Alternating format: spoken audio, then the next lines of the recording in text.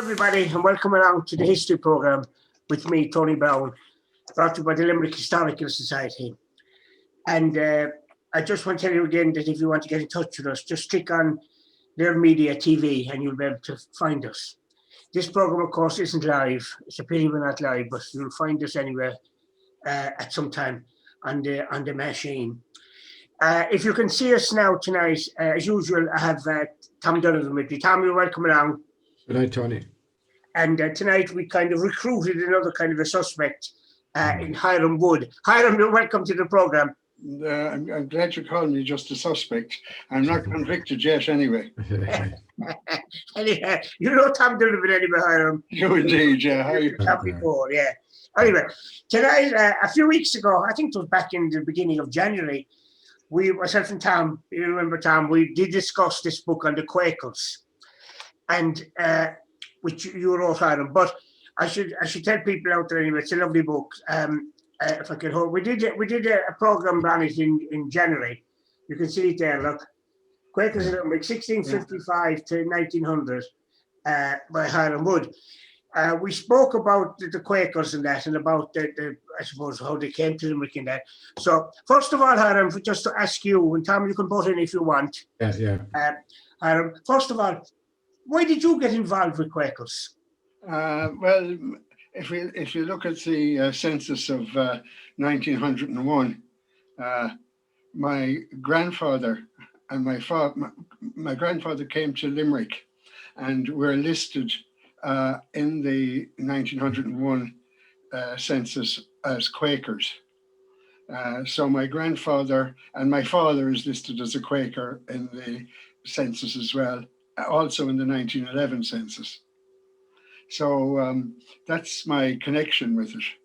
Of course, I should say now, it's a kind of a derogatory term, isn't it, Quakers as such? It is, yeah. Well, it's just a nickname, really. Yeah. So what is the proper title? The proper title is the Society of Friends. You know, the nickname Quakers come from, I think, George Fox, who was one of the founders, that he was up in court and he was admonishing the judge. And the judge, and he said you should be shaking with fear. And the judge said, take that Quaker out, he's shaking already. Or some words to that effect, and called them Quakers. And the name stuck. You know, it's peculiar, yeah. It is peculiar. It's like the Mormons. Everybody refers to them as the Mormons, whereas the Church of Jesus Christ of Latter-day Saints. But I mean, it's a kind of a big mouthful, isn't it, compared to, you not just call them Mormons. It's an easy way of kind of covering it, you know. But you, with this book that we're talking about, you cover 1655 to 1900, and you give this beautiful photographs of some of the houses. Of course, explain how is it they didn't get involved in what we know as the church, well, the established church, where obviously they were Quakers, but also they didn't join the armies. No. Well, first of all, with the churches, they were against they're against violence, all types of violence. So the important people in Limerick in 1655 were obviously the established church at that stage. Well, a little later, actually, probably the established church. But before that, you had when you had the Cromwellian sieges.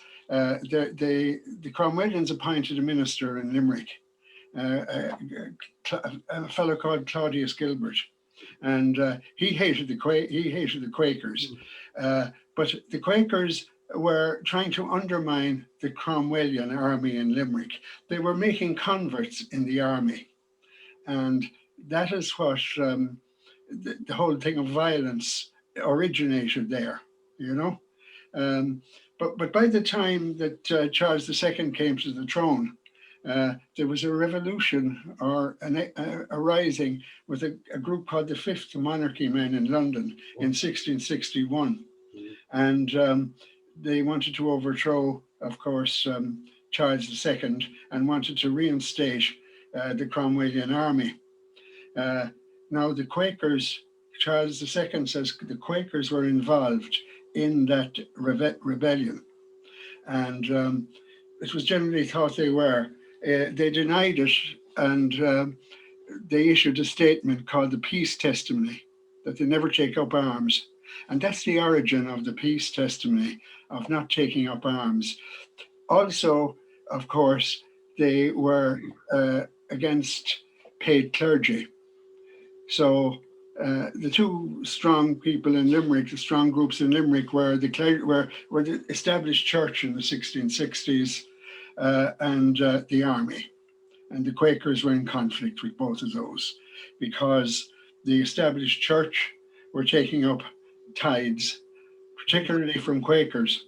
Mm-hmm. And we have a book called the Book of Sufferings, and we started, I guess, about 1655, and it lists all of the goods that were distrained from that time by the established church, and also it lists a lot of the tithemongers. So we have pretty good records on that. But that's the origin of being against established religions and against violence. Yeah. Tom, have you come across much of the Quakers or Quakerism in your reading? Not that early. My first introduction to it was I suppose, the 19th century merchants, and Ernest Bennis wrote a lovely article on the Quakers in Limerick. I suppose the first time I saw it was through Gerald Griffin and Lydia Fisher. Like in the 19th century, Quakers had a foothold in the merchant class. They had lots of businesses and had established themselves.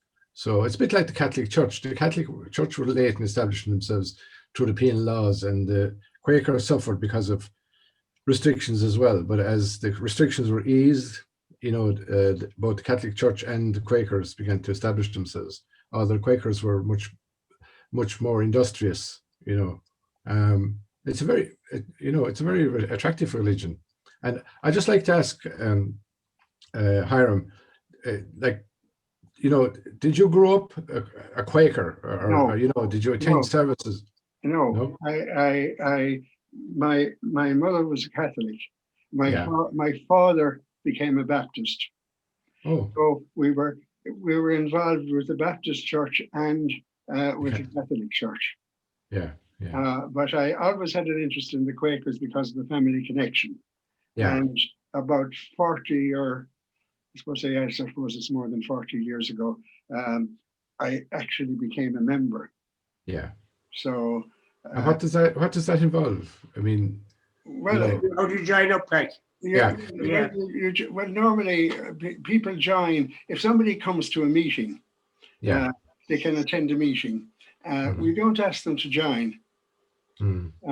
And if they attend reasonably regularly, after about a year, somebody would then approach them and say, "Look, if you're really interested, you can join, but you don't have to." So in a meeting, we've members and we've a lot of attenders, and some of them never join. Mm. It's a bit like the Limerick Historical Society. But we don't have that many dissenters and things like that now. We haven't a Tony Browne as a member now. Not yet. You're probably better off. He does express interest in the graveyard outside his house, just next door to his house. Yeah. I'm living on the site of a Quaker house at Lifford. I'm in Lifford Park, which in it was Lifford House. Yeah, well, the Quaker house. Yeah, the Bennises were there. Yeah. Yeah. It's funny. We should explain about Ellis Bennis.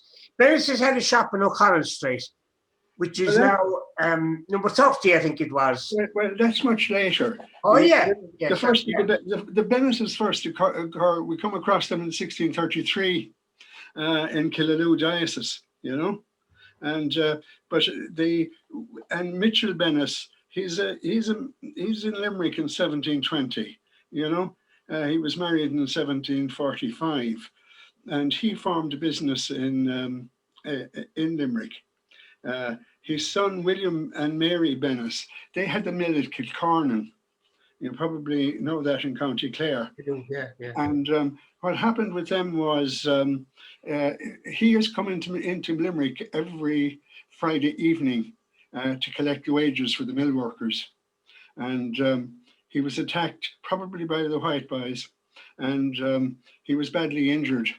And they eventually came into town and lived there in William Street. They had he was badly injured, and some of the 7 of the attackers were caught and brought to trial, and they'd normally have been hung, but Mary Bennis was the only witness to it, and she refused to give any evidence, and so did Bennis himself, because they knew if they gave evidence and they were found guilty of murder, that they would be hung. Yeah. So they're against violence, also against capital punishment. So they were actually transported, but Bennis died 2 years later. He came into Limerick. They had a shop there in William Street, roughly where the police station used to be. Yeah. And he died. I can't remember the date, but sometime in the 1740s. You know. Yeah. Like Mitchell Bennis, is it? Mitchell. Mitchell Bennis. No, William Bennis. William. Yeah. Mitchell was before that. Mitchell was married in born in 1720, married 1845, and William Bennis was his son. Oh yeah. Well, there was a lot of those Bennises. Another one of them, George Geary Bennis. We're familiar enough with him in Limerick because he went to Paris. He founded sort of like a new newspaper, Gagliani. And he wrote a lot of history as well, but he founded really he was the foundation in a sense of the Limerick Library, the Carnegie Library. His collection was brought over to Limerick. That's right. By I think the corporation. Yeah. So, but there's been quite a lot of the Bennises. They had a shop there also, where I suppose Canucks was in O'Connell Street, and so they were very much involved in business. But certainly in the 1700s and coming into the 1800s, they sort of dominated business, particularly the family of the Goodbodies, who of course owned ranks or owned. Sorry, what was known Hiram as the Sack Factory. Yeah. Probably coming back again because of the materials that were used. But they bought out Bannatyne's mill, and then they bought out Furlongs in Cork, and of course they had the mills up around Clara. Clara. So they eventually had a monopoly on the flour business. And eventually the company got into difficulties because when they bought out Furlongs, they had to for the first time ever they borrowed money from the bank, and the whole business started to unravel to a certain extent when we got to the civil war here. The plant, it was closed down for some time, the plant Bannatyne's, and then the bakers had to import flour, and the only place they imported it from was Birkenhead, from Ranks. And so that's how Ranks got interested, and eventually they bought out Goodbodies. But Goodbodies continued to run Ranks right up until it closed. I remember one member of the Goodbody family in Ranks. He used to come in a Rover, and he had a chauffeur. I remember. Yeah. And the chauffeur had the full leggings on him. I'm talking about the late 50s now. I remember going into Ranks. Yeah, well, he had the leggings on him. Yeah, well, the Goodbodies, they were also, of course, involved in finance. And what's really interesting about them is they had huge families, and most of the children were males. So they were always looking for jobs for them. And they got into finance, And Good Buddies was one of the major companies. It was the fourth largest company in the United States on the stock exchange. They formed a company with James Dow, you know, the Dow Jones Index. That's where that came from. They went out then as a company, M&L Goodbody, and eventually they were taken over by Merrill. They were the fourth largest company in the States. They were taken over by Merrill Lynch, which particularly because if you remember when we had the last recession here in 2008, Irish banks weren't allowed to own these type of finance companies anymore. But eventually they were taken over by that company that I can't remember the name of it just offhand in Cork. But they were the last company standing in the old Irish Stock Exchange. But Good Buddies are there as the stockbrokers anyway today. Oh, they still are, as stockbrokers. The thing is, right now there's a possible takeover again of Good Buddies by an Irish bank, which is disgraceful. They should not be allowed these companies. Now it was in the Financial Times, I guess about 2 or 3 weeks ago. So it's still a financial company. But there's a lovely book, The Good Buddies of Clara. I think Tony has it as well. I've that. Of the history of the and all the sons, all the pictures are in it. You know, there's the Olive Oodles of sons. But how did the firm? Just curious now, kind of sideways to that. Isn't it amazing? There's a firm not far from them, which are not Quakers, Odlums. Odlums, They were Huguenots, as far as I know. And it's amazing the way they survived up in the Midlands as well. You know, well, I mean, you know, by the time the canals came, you see, these were great. The reason Good Buddies came to Limerick was they wanted an outlet to the sea. Oh yeah. That was the reason for it. So most of those companies, the large companies, were bought up by Good Buddies, but they dominated. They had something like 90%. When Ranks closed, or before it closed in its heyday, it had 90% of the flour business in the country. It was really dominant. But there were in lots of other trades as well.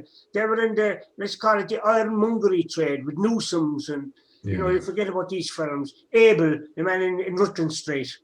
Well, Newsom's are interesting. He started in a very small way, you know, in Denmark Street or Little Denmark Street, and he was just making iron clouts, you know, the large nails. That's what he started with, and I mean, he started at the right time because Newtown Perry, it really, well, it hadn't. That's starting to develop. It's just started to develop, you know, and but he had they had a very large foundry, and there was quite an accident in it, and it was certainly before 1820 the accident occurred, and they got out of the business. There was an explosion. They had a foundry there in the corn market. You know, near where we used to have the coal yard there. Have you come across that, Tom? Have you come across it, Tom? His brother, Nelson's brother in with the Cork. So you had the Cork business and the Limerick business. And it's interesting, as Hiram said, they started off in Denmark Street and extended into William Street rather than William Street. You know, when you think of Newsom's that we knew, it was in William Street. But it came from Denmark Street. I have come across, and the Newsom in Cork. Yeah, they were very wealthy because Newsom's, the first one of the Newsoms was, who was it now? Was it William? He had his house was Laurel Hill, and his son's house was Fernbank, across the way, the Salesians. Funny, there were two religious orders. The FCJs took over Laurel Hill, and the Salesian order took over Fernbank. Well, Newsomes were quite property developers as well. All of that terrace along just up from Laurel Hill, it's got the very large houses with the long front gardens. Victoria. It's all Newsomes lands, but they had investments all over in property in Limerick. Yeah. They were very successful. They didn't leave anything behind them, did they? Pardon? They didn't leave any property in their will or anything. No, they just left copies of the wills, I'm afraid. The only thing. But come here, we jump in a bit. I want to go back to the Cromwellians again, because I told you a few weeks ago, I read, and Tom knows about this book that I read by this fellow by the name of Peter Lay. And it's a fascinating book, all about the Cromwellian period and about the Puritans and going to America and discovering these lands. Anyway, I learned so much about Cromwell's, but what I do believe in my heart is that most of Cromwell's soldiers were Quakers or wanted to be Quakers, but they were afraid of him. Oh, they were. Well, there's a good letter in that book I wrote at the end of it, in one of the appendices. About. I know it's a letter from Perrott, but it's really it tells you really what's happening in Limerick, because the danger in Limerick to the Cromwellians at the time, after they had taken over everything, was the undermining of the army. That was the real problem with Quakers, because quite a number of the Quakers that we had that came to Limerick, they had been Cromwellian soldiers. Right. You know, and these Cromwellian soldiers, they get land grants, you know, but ordinary soldiers don't get. They get a land grant, okay, maybe 20 or 30 acres, and they want to sell it straight away because they want to get back to England. You know, William Penn, for example. William Penn, who lived, well, there's two Williams, the father and son were both. It's very confusing with the Penns because they were father and son. But one of them, the younger fellow, lived at Bunratty for a while. He had lands. But he defended Bunratty. I mean, William Penn's father, Admiral William Penn, he went up and down the Shannon, robbing and raiding to keep the forces in Bunratty fed, because Bunratty was under siege by an Irish army at the time. The Inchiquins, the Elatomans, There's a local story in Bunratty, you know, that William Penn, I mean, not William Penn, the Admiral, but his son William Penn, as a baby, was at Bunratty. Now, there's no evidence, there's absolutely no evidence for it. Then it's well documented in that book of Peter Lay mentions that he was at Bunratty. Yeah. The story was he's supposed to have escaped from Bunratty to America. But that's not really the story. Yeah. No. I think it's very unlikely that William Penn was at Bunratty. We've no documentary proof that he was at Bunratty. But he got land. He had land in South Clare. Well, William Penn's father married who were they? The Jaspers. The Jaspers had land in North Clare around Jasper's Pound. William Penn married William Penn's father married Margaret Jasper. Margaret Jasper was born in 1610 in County Clare, and he married her in 1643. So William Penn, that we know of as William Penn, he was their child. So it's an interesting story because there's a lot of connections with County Clare, particularly with Kilrush, because there were families there that eventually went to Pennsylvania. I can't remember the name of them offhand. Was William Penn born in Clare? No, he wasn't born in Clare. No. He was born in London. Yeah. There's the statue to him, of course, is very famous in Pittsburgh, isn't it? In Pittsburgh. Yeah. In Pittsburgh, yeah. Statue to Penn, which I'd love to see. I met some Americans, Hiram, there about 2 years ago. They were from Pennsylvania, from Pittsburgh. And I said to him about William Penn. Oh yeah, they knew about Penn, you know, and about him being. But isn't it funny the way he was a Quaker, and the father, and they worked under Cromwell, and still they were Quakers. I can't forget that one. Well, William Penn's father wasn't a Quaker, and William Penn was chastised and he was disowned for a while by his father when he became a Quaker. Oh, what's it? Yeah. Yeah, and he was arrested, and he was, I think, in the Tower in London for 9. Yeah, that's in Peter Lay's book actually. Now you're right. And he was in the Tower, you know. But what really happened is that when William Penn's father, he got the McCarthy's land down around Macroom in those areas. That's what he got.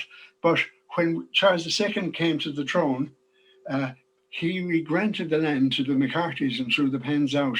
But the Penns were compensated by lands around Shanagarry, you know, where... Because Robert told you then. Yeah. Because again, but what happened, William Penn's father, while he was fighting for the Cromwellians, was a Cromwellian. Of course, when Cromwell's son took over and things were just really going bad, he changed sides, you know, without doing it too obviously. So he had to go. He went back into Macroom and lived there, and young William Penn lived there as well. They wanted to be out of the limelight because Cromwell strongly suspected that Penn was going to support the return of George II, which he did.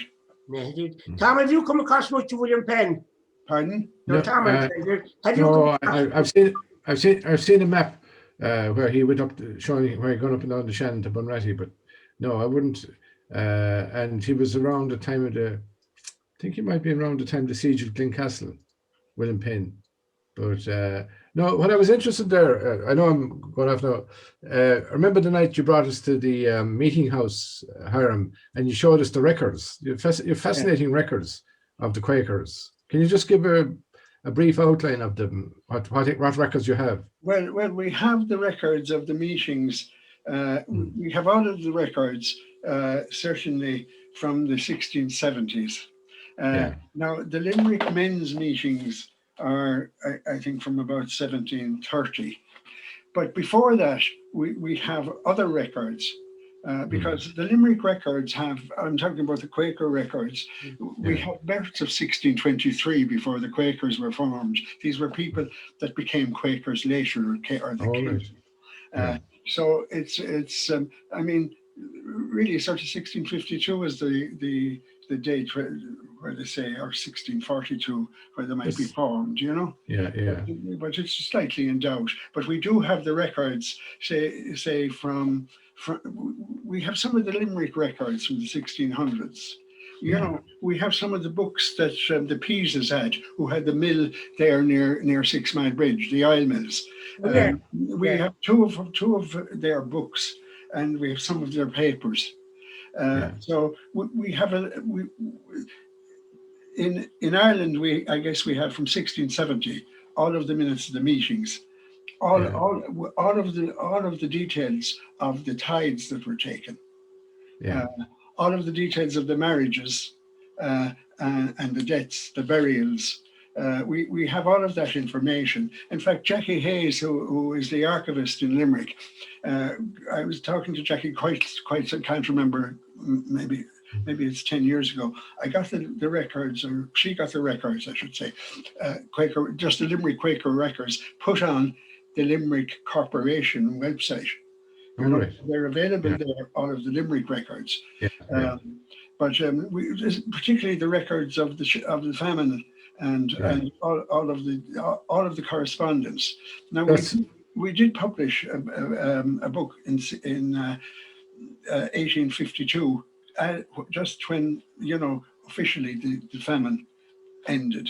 But really didn't. But we have all of the records, all of the Cromwell the Trevelyan correspondence, and we republished it in '96 when Mary Robinson, was instrumental in getting those records published again or copied. So we have very good records, okay. Yeah, that's what I was going to come to, the help that the Quakers gave during the famine. You know, they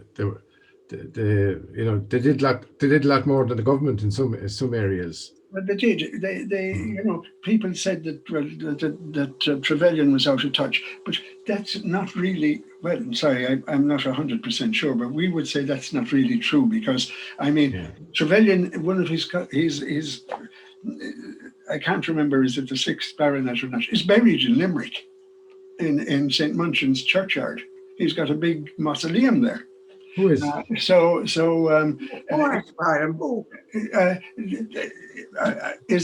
Trevelyan the 7th baronet?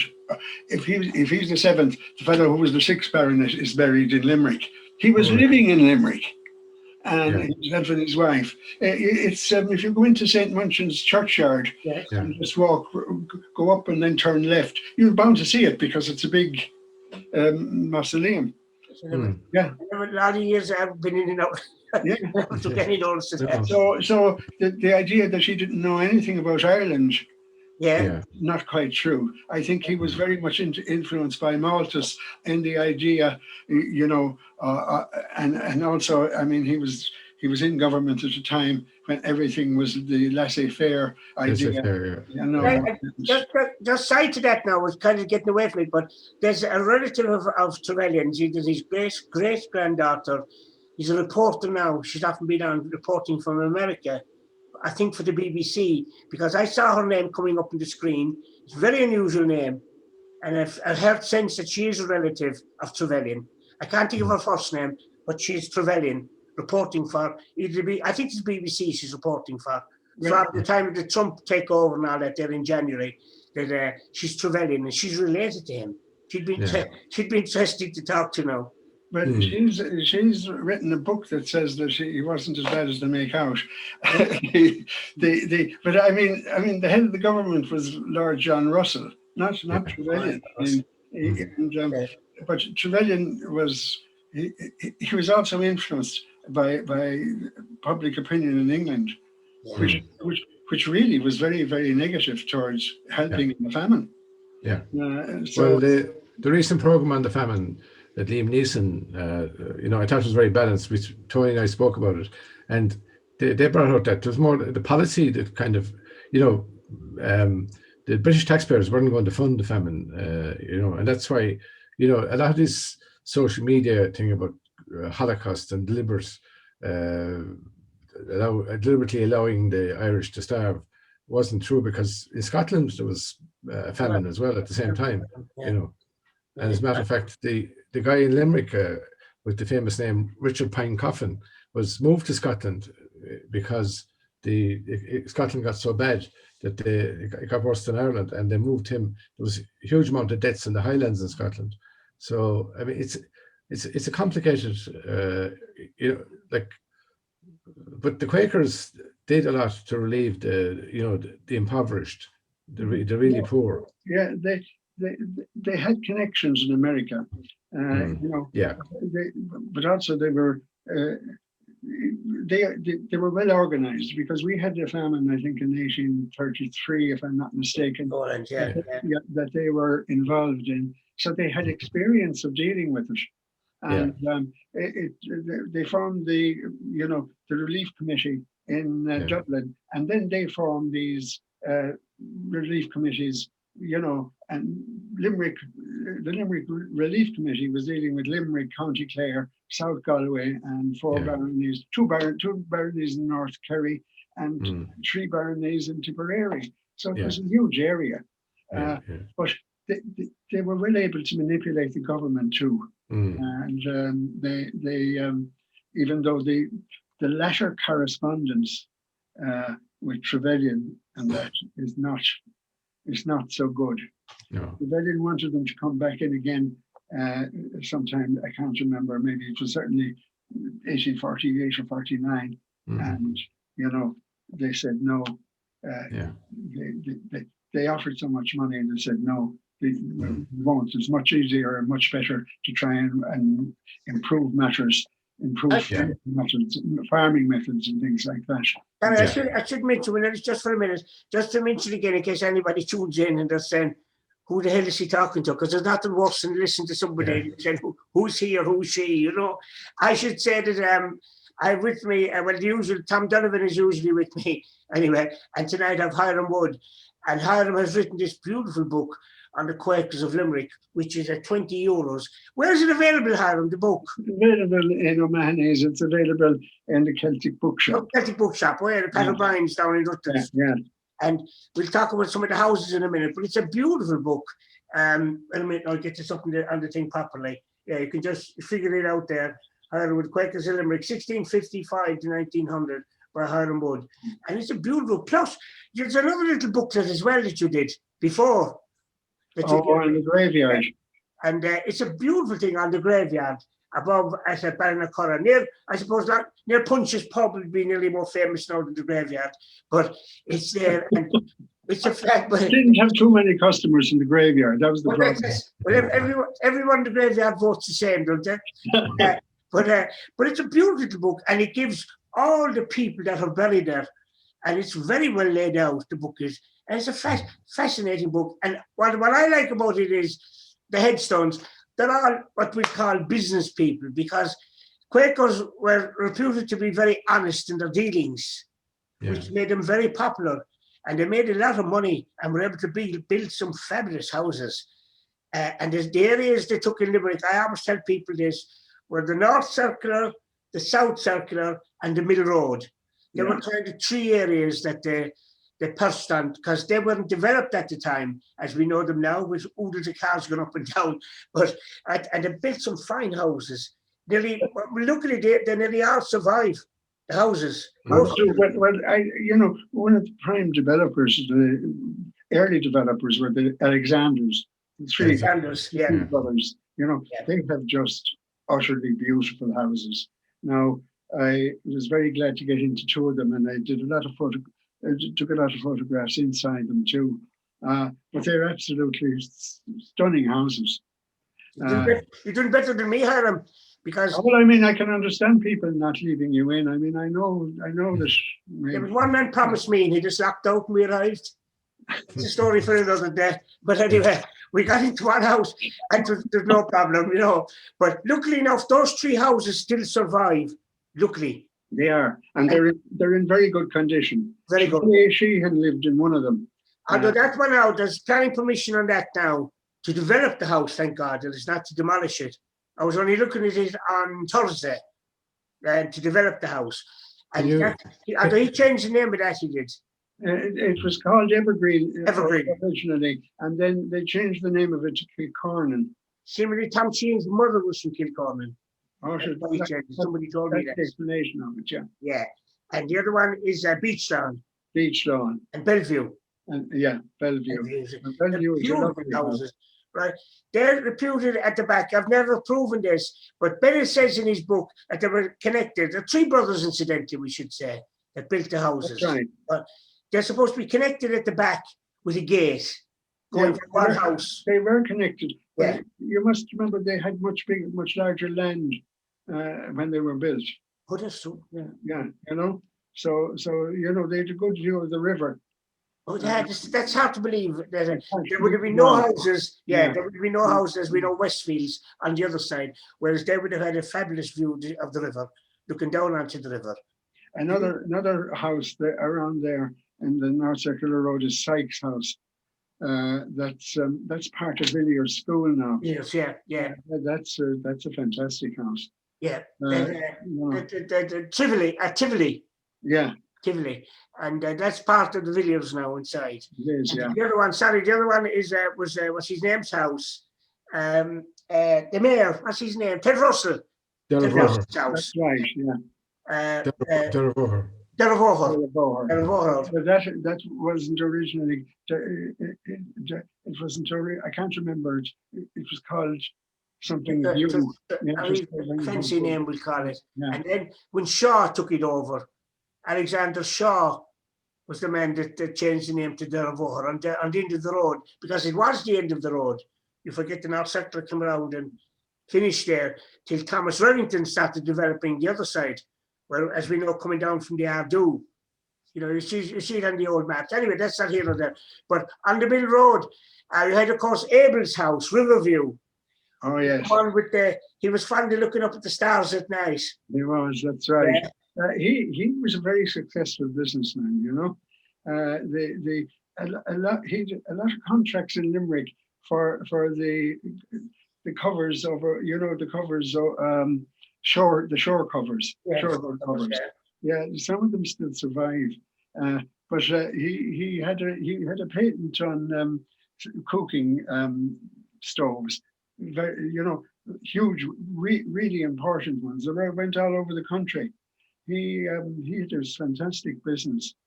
They're here quite a long time too. The Abels. But the name is gone. It's amazing where some of the names have gone. Like Newsome's, for example. There's no Jimmy Newsome around today, or same with Abel's name. There's some of the names have gone out together. Well, Mullock's, of course, the company still survives. Mullock's, yeah. Well, that's reputed the oldest firm in Limerick, really. Yeah. Luckily, has survived with the name anyway. Yeah. Mullock shipping agents. Yeah, but the Dundons met one of the Mullocks recently in London. I didn't think they had any descendants that we knew of. But this is only, I don't know, maybe a year or two ago. Yeah. But they were an unusual company because they were there before the Guinness, before Guinness, and they made great use of the canals because they used to import that Portuguese wine, and they sent it all over the country. It was a common drink in the port, Yeah. Doctors used to drink it. I can't remember, it had a particular name, but they were very successful. They made great use of the canals. They had lots of boats on the canal, bringing this stuff all over the country. But a lot of them, like the Harveys, were great merchants as well. Harveys, yeah. And they were very successful. Was it one of the Harveys that bought the land? Was it for? They weren't allowed to buy land in the city as such for the burial site. That's right. They bought it from the Untanks. Oh yeah, Untank. From Mary Untank. Yeah. He donated that. But of course, the first burial there was his wife. His wife was buried. You see, the Quakers, they wouldn't allow the Quakers to be buried in any other graveyard, in any graveyards. Even though there's in Lenihan's history, it says that the Quakers had a graveyard in Garryowen. Yeah, he does. Yeah. I've never found that, but they must have had a burial place someplace because they couldn't be buried they weren't allowed to be buried in the burial grounds because they weren't baptized, and so his wife was reinterred, was she? She was. Yeah, she's the first burial. She died, I think, in 1931, maybe and it's great. 1831, is it? Sorry, you said 1831, is it? She died, but I think the graveyard was opened in 1832. Yes. Yeah, so she must have died around 1830, or could have been even a little earlier. But where was she buried? Where was she buried? Down in that house at Somerville? Yeah, she was buried in the garden. The garden, which is now part of Mary Immaculate. Yeah. There were two Somervilles, wasn't there? There was one across Little Somerville. Yeah. The playing fields are now at the FCJs around here. Yeah, Joseph Massey Harvey built a house for his mother. That was Little Somerville. Somerville, yeah. But Harvey's house itself survived. Yeah. But she was taken away. His wife then was what's the word I'm looking for? Taken up out of the ground. Yeah, she was reinterred. Reinterred above at Ballinacurra. Yeah. But what's interesting is, they around that time, they considered, a lot of them considered headstones to be sort of a type of vanity. And Harveys must have been like that too, because even though all the Harveys are buried there, there's about seven burials of Harveys. Only one of them has a headstone, one of the very later ones. The Newsomes have headstones, but a lot of the families, most of them don't have headstones. Yeah, and We is have there- we have a map of the graveyard. You know, there's it's a lovely. It's a about lovely book 200 there. burials there. Yeah. But it's a good idea, I think, the headstones, the regulations as regards the headstones, the size of them. Isn't there a regulation on Oh, them? there is, yeah. There has to be of certain size Yeah, and because width and height. It's all on record. there are some, as you said, what's the word I'm looking for? I don't want to use the word obnoxious. Ostentatious. Some of the headstones in some of the graveyards now, and they're unreal. You know, But there's one in the Quaker graveyard, actually.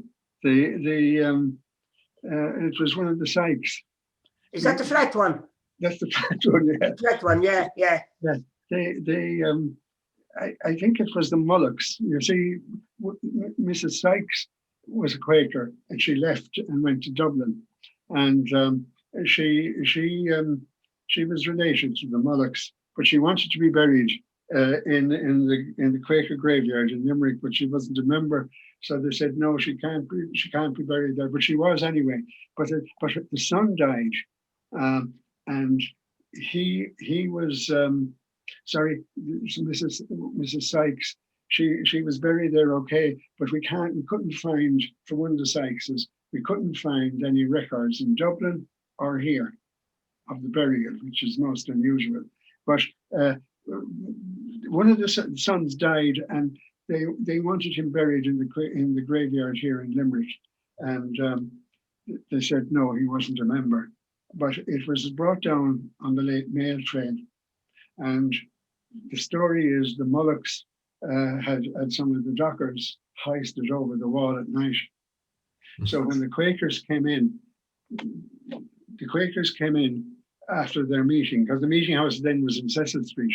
They came into the graveyard and they saw this was standing up straight about, I don't know, 6 foot high or something. And so they gently took it down and laid it flat. And it's still there. It's behind the trees, you know, the trees there. Sorry, Tom, go on. No, there was a William Harvey, a famous botanist. I read a book down the granary he wrote on his travels around the world. Oh yeah, he's quite famous, and some of his work is still published, actually by the society in England, not the Quaker Society, but the societies, the Cultural Society. Cultural, yeah. You know, he was famous about on seaweeds and also I think he got the job.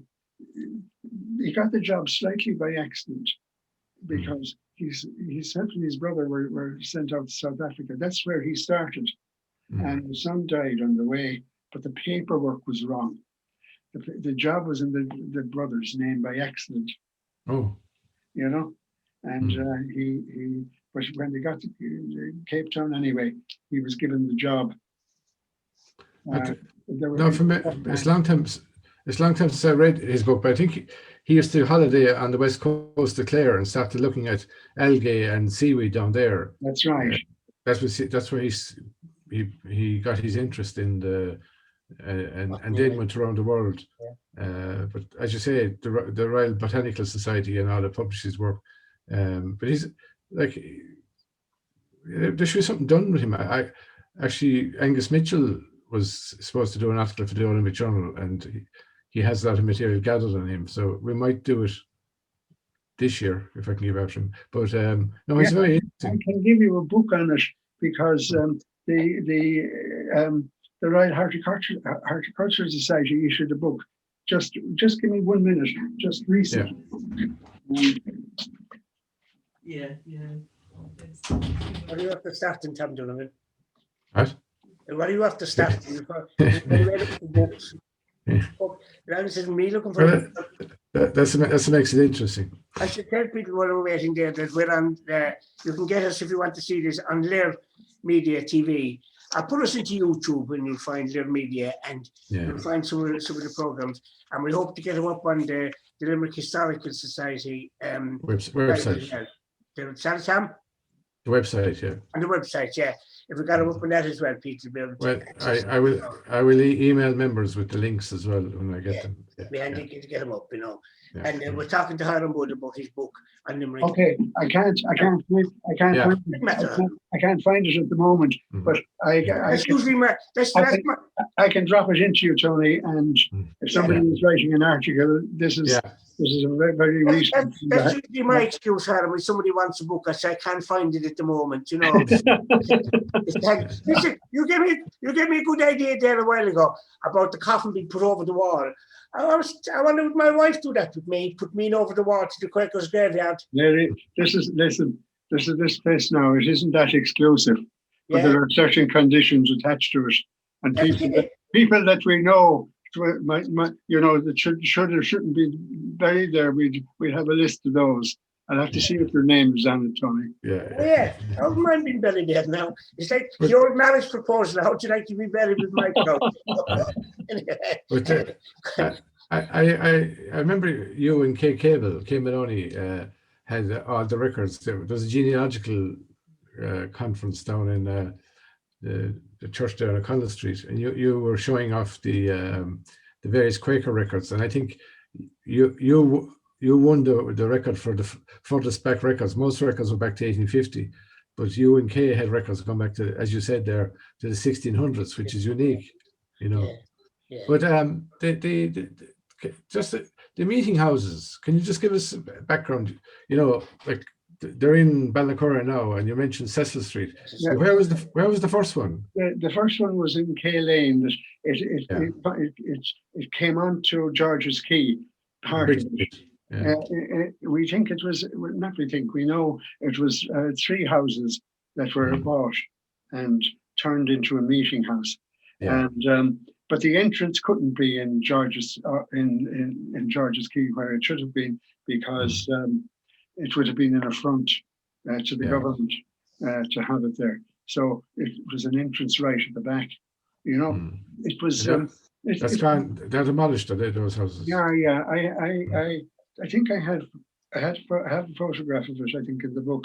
I can't remember, but we had it eventually became the Abbey Kinema. Yeah. That's it. Yeah. And it's important because to the cinema records, because it does show the projection box was built into the outside of it, you know. But that was it was built in 1671. And they improved it again in 1735. I'm not so sure if you'd say it was rebuilt or not, but it was very lucky to survive the siege, the 1690 siege, because when they started shooting the fireballs, cannonballs, one of them landed almost at the meeting house, but it went straight into a huge vat of water and exploded. It damaged part of the meeting house, but if it had gone in another foot, because there was a meeting going on, they held a meeting even though during the sieges, you know, and they were very lucky, you know. But after that, then where did they go? After Kay Lane, where did they go? Kay Lane, they went to Cecil Street.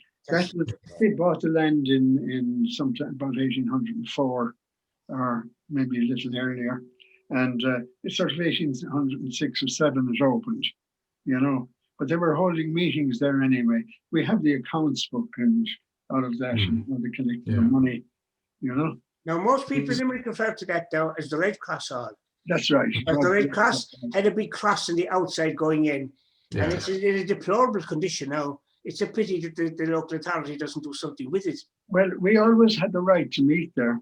Yeah. Because when it was sold, and the Red Cross sold it, they couldn't sell it because we had a condition on it, as on all Quaker meeting houses. First of all, is that no alcoholic beverage be sold there, but also the property could never be sold while there are 2 Quakers living within 12 miles of the city. That applies to the meeting houses. And so we had to sign a disclaimer, I suppose, so people sell it. Normally, when other ones that are sold down in Cork and in Clonmel, if they're bought, and one was bought recently, and they were going to put a hotel, and there'll be a bar in the hotel. So and that caused a bit of a problem. So we normally then get onto the developer, and he has to put in a certain amount of the cost of the building to some designated charity. That's how we get over that. Yeah. And is it I mean, do most Quakers abstain from drink alcohol? I'd say they probably do. I'm not 100% sure. Yeah. The most of them that I know anyway take a glass now and again. Tony myself would qualify. So we would. We've been good Quakers. I've been on no alcohol. How did I survive without alcohol? I wonder. I don't know. We never. They never allow alcohol in the meeting house. Still, there was a beautiful book done about 20 years ago on the Quaker meeting houses of Ireland. That's right. Was that Wiggum's book? Yeah. That's Wiggum. Who did that? Was it Wiggum? Who did that book? No, it wasn't. No. I can't think of the person. It was a pictorial book, a bit like Sean Curtin's book, just pictures and little stories on them. But it was unusual. Some of the companies that were founded by Quakers. For example, the first one comes to mind, of course, is Cadbury's. Yeah. And the building of the village, where, funny enough, my wife's cousin lived at what's the name of it, the Black Chocolate, Bourneville. My wife's first cousin worked for Cadbury's and had the use of a house at Bourneville in Birmingham. And all the other families, all the other firms, Fry's, isn't that right, Hiram? That's right. Yeah, all those, the whole lot of them. Rowntree's a particular one. Yeah. Rowntree's have a terrific trust. Most of those companies do. Unfortunately, we can't access the money from them unless it can only be for very charitable purposes, and that's very specific. But Rowntree's is a huge trust. They were very much involved with mental illness and with prisons, because even here, really the first mental hospital that really treated people was in Swanbrook. In fact, the house belonged to Robert Emmett's family. It moved eventually then to Rathfarnham in 2005, and it's a research hospital as well. It's in connection with Trinity, but it's all to do with old people and that. But I don't know how many people. But the concept of looking after their employees, building housing for employees. I know Guinness did it in Dublin, but it seems to be unique to Quakers back early, where they look after even Malcolmson's in Waterford. They live in Portlaw itself, and they supplied the food, everything. That was a huge company. In fact, it was one of the biggest companies in this country. Yeah. And at one stage, they had 70 liners on the Atlantic. They had the Laxweir at one stage as well, here in outside in Corbally, Partain. Oh yeah, they bought that. That gave rise to one of the greatest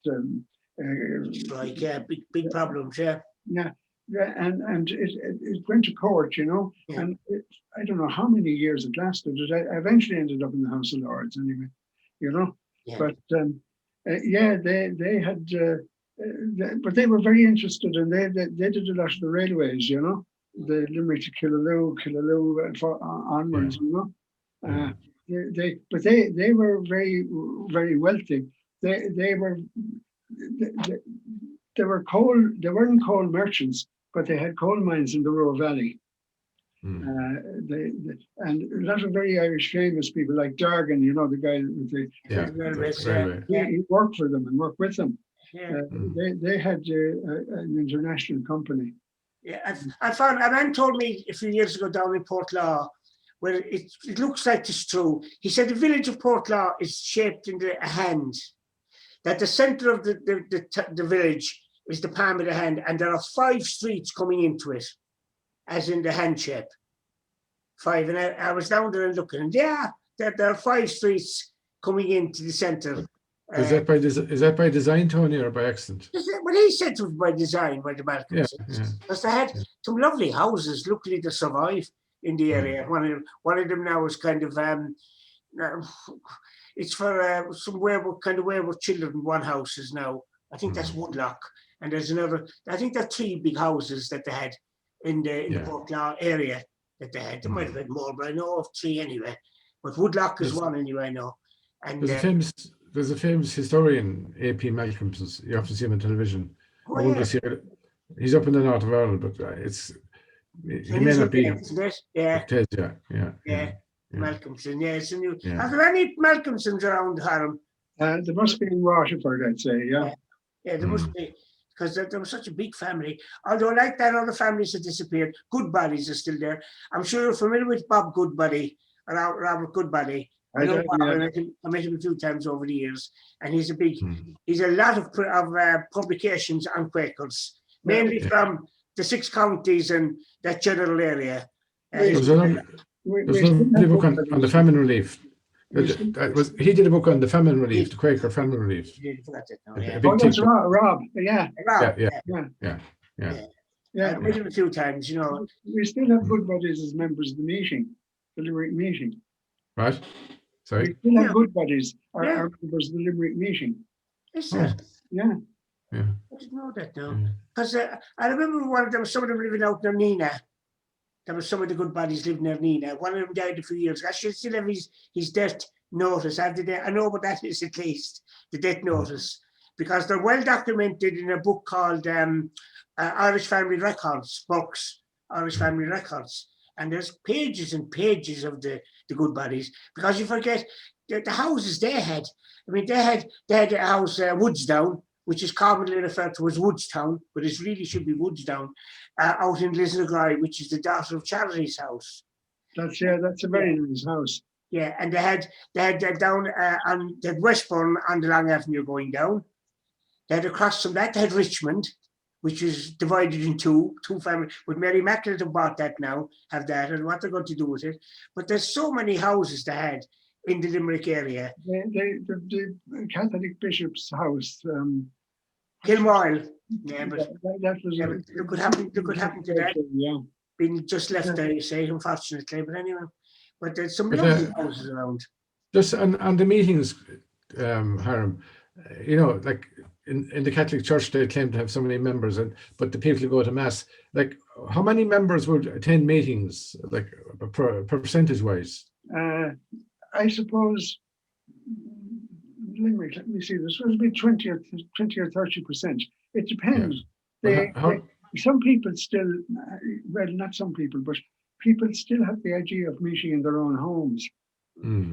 There's a number of members now in Limerick, they meet in their own homes. You know, it comes from the time, you see, when they were, you know, forbidden to time when things were sort of problematic, especially even in the mid 1800s when there'd be something, there was a victory at sea, some British victory or something. The army would just lead a mob up to the houses in Limerick and then just rifle them and wreck them. So the meeting houses were sort of targets, you know. So they started to meet in their own houses, and that still goes on. You know. I remember the first time, Hiram, you brought me into the meeting house, I was looking for the altar, and there wasn't an altar. I looked and said, "Where's the altar?" You know, I thought it'd be, when you go into a place, you just expect an altar to be there. Oh, but you don't. You just sit, I suppose. Isn't that right? And you just sit down. Yes, just sit down in silence, and people, you know, you get some sort of ministry. But of course, it could be anything. Something that they saw on the way in to the meeting or something. But usually it's of sort of it's usually of a religious nature, you know. Yeah. But not always. Sometimes some meetings we've never had we think we did have one silent meeting. That's very rare, you know. But the sort of quietism that came in France, you know, well into the 1700s, that had a huge effect on Quakers as well, because meeting for a while went completely silent. You know, in the Catholic Church, there was records of excommunications. I know where I grew up, there was 2 excommunications. Is there any records of shunning and people being excluded from this society for, you know, not? Yeah. The big problem was marrying outside the society, because that had a huge effect.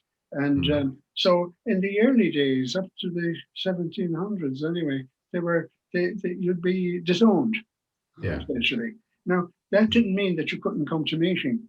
You could still come to meeting, but you weren't part of the meeting. But if you had children, the children were looked after by the meeting. And they were sent to school. There's a very famous school up in the north. It's not there now, but it was still a school up to the 1920s or maybe the 1930s, where quite a number of Limerick Quaker children that had their families had been disowned, but the meeting paid for their education. Oh. You know, it's there were still children of the church despite their father or mothers. Yeah. So you know, there's lots of disownment, but for fellows then would go a call for disownment is if you went bankrupt. Oh yeah. Because you have to pay your bills straight away. There's no such thing as you know. And so if your business went bad, you'd be called into the meeting and they'd talk to you and try and get the thing back up, and then if you succeeded, fine, paid off your bills. But and would members help each other? You know, if they thought it was just through bad luck or debts which they couldn't recover, would other members row in and support them? Yeah, the meeting rows in. You know. Yeah. There's it's hard to sort of understand that there's no. If you have a position like the clerk is a very important position in Quakers in the church, because the clerk takes notes of the meeting, and we never take a vote on a subject, never.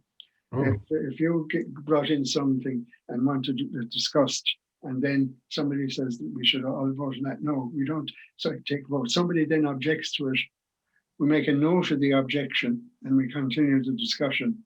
And you know, it sounds very cumbersome, but we never have. But how do you come to the decision then if you've no vote? Well, what happens is when the clerk makes a note of the objection, and there's further discussion, and after further discussion, there's another note made, and the note then is read to the meeting.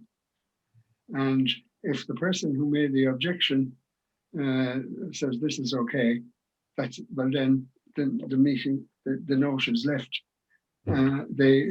It sounds rather cumbersome, but it actually works. You know, because sometimes, you know, you can't get your own way in everything. Sometimes it has to be compromised, you know, and that's the way it works. So the clerk is important, but the position like clerk, we've overseers, people, and elders that would look at different subjects, but their term of office is only for 2 years. All right. And there's I've heard people take the name elder. You know, they take the surname elder. Is that common? No. Because the Mormons use that as well now. The Mormons use the term elder as well. I know that much elder this and elder that, you know. I'm just, another one comes to mind before we finish up. My wife's aunt worked for Ruddocks. Oh yes. Down as a Corbally House, developing pictures, what's it called, reels of film. They used to develop them down in Riddocks. But one story she told me I will never forget was that young Jack was drowned. They were told not to swim out to St. Thomas's Island. And they did, the two children. And young Jack was drowned. And they brought him back to the house. And Nellie and the other workers went up to the house to kind of, let's say, to sympathize, in other words, or, just went up to the house. And Nellie said that Mrs. Ruddock sat there with young Jack, who was drowned, in her arms, and just sat there for hours on end, never cried, and they put it down to God's will, that God had taken this child. But Nellie said she will never, ever forget it, and I won't forget it either. And I know Jack is buried above at Ballinacurra. I know exactly what he is. And but I remember that story, and afterwards then I got to know Alan Ruddock. Alan then went to live out in Drumcolor. His wife is still living in Drumcolor. She had a flower shop, Rita Ruddock, in Drumcolor in County Limerick. But I remember Alan because Alan at one stage started his own milk kind of company. He had Alan Milk Deliveries, I remember. He used to come into my house with the milk because a fellow by the name of Dick Lynch, who was known as Divine Dickie, Dick used to drive the van for Alan. And I remember he driving this for Alan Milk Deliveries, for Alan Ruddock.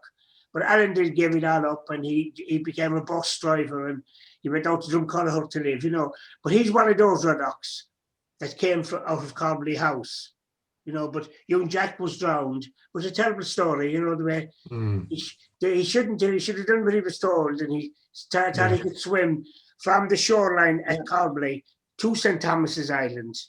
Well, unfortunately, that's a long time ago now. He has a headstone.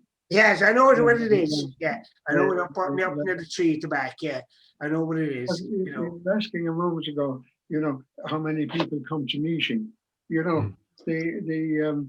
There's a number of meetings. It doesn't always have to be on a Sunday. Now, our meeting is, on a Sunday. But we have a meeting in Scariff I guess it's at 7 o'clock at night or something. Do you know what I mean? It's it's not always, doesn't have to be on a Sunday, but we wouldn't have too many people at meeting. Sometimes we'd have 25 or something, and sometimes then we might have 20. Other times we might have only 10. We have a membership outside now of attenders. We'd have 50 or 60 members, I'd say, here. And then we'd have attenders that never join, but always come. Yeah, can imagine. Yeah.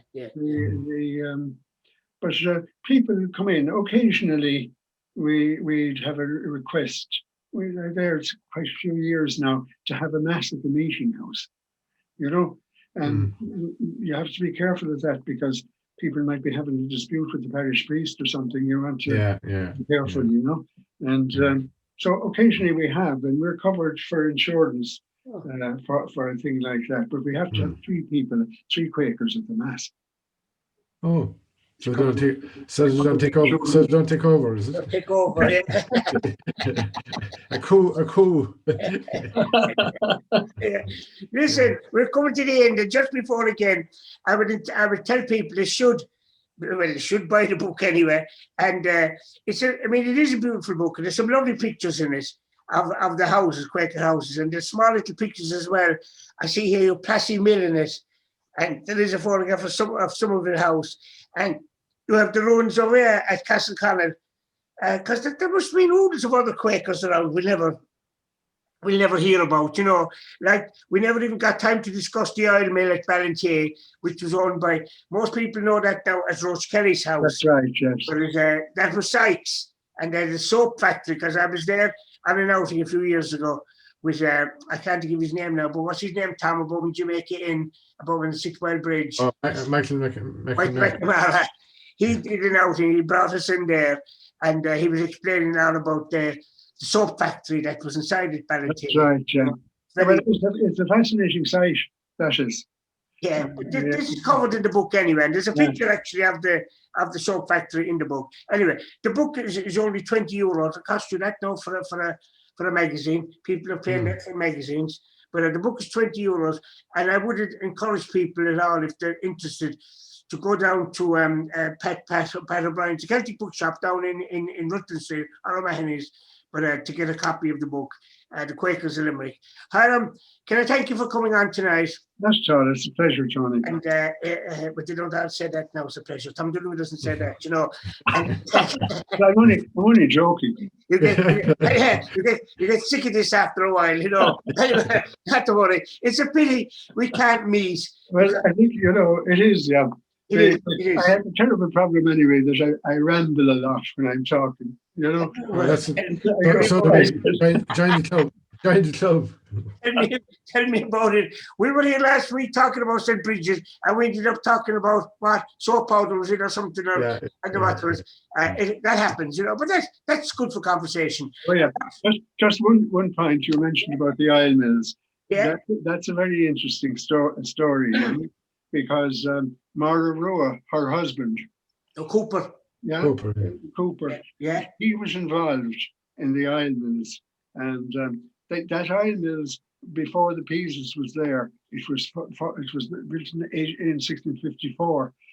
I have the names of people that built it, but I came across a bill for over £5,000 to Cooper for some dispute over the oil mill.